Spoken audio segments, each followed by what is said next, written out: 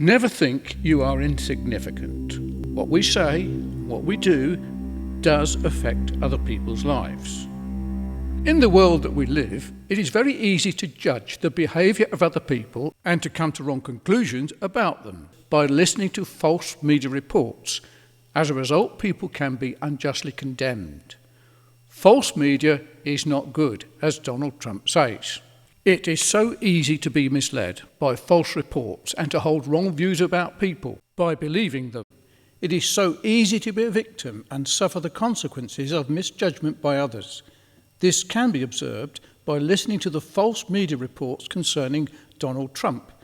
Your organization you is are attacking terrible. our. Don't be. Can you no, give I'm us not a going to give you a question? question. And the events surrounding the American presidential election. This true story that I am introducing you to tells the tragedy and power of false media reports. It tells the story of two brothers, both guilty of crimes against society in the 60s. David the younger, aged 17, was sent to Borstal, and Michael the older, 20 years old, to Maidstone prison.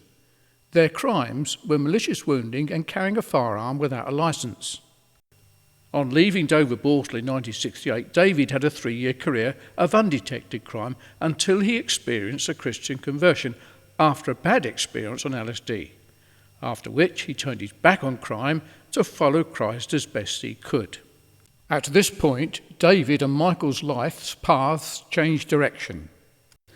Michael was unaffected by his brother's conversion and change of life, and continued his flamboyant lifestyle until, 25 years later, when he launched a travel agency business called Paradise Express, encouraging Western men to travel to the Philippines to enjoy the promiscuous ways of some Filipino people.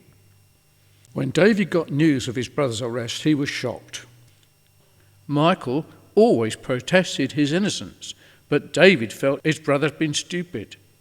However, he eventually learned that the National Bureau of Investigation in Olongapo City had cleared Michael of these false charges, and that his accuser, Father Shay Cullen, was guilty of lying and was a false witness. They classified him as an undesirable alien.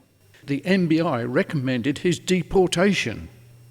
Michael had been set up for a crime he never committed by the use of false media reports, as this story tells, and was sentenced to a 16-year prison sentence in the Philippines in 1995.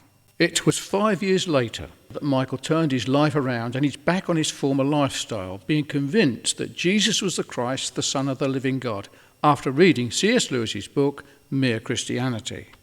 He died in Newbury Prison 5 years later of tuberculosis, after serving 10 years of his sentence.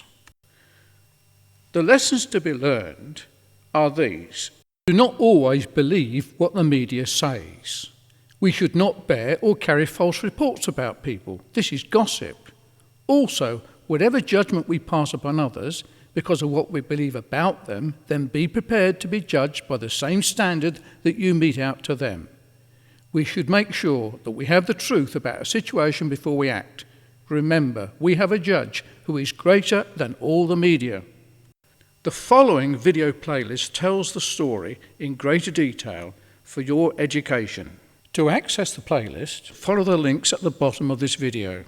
Feedback is welcomed.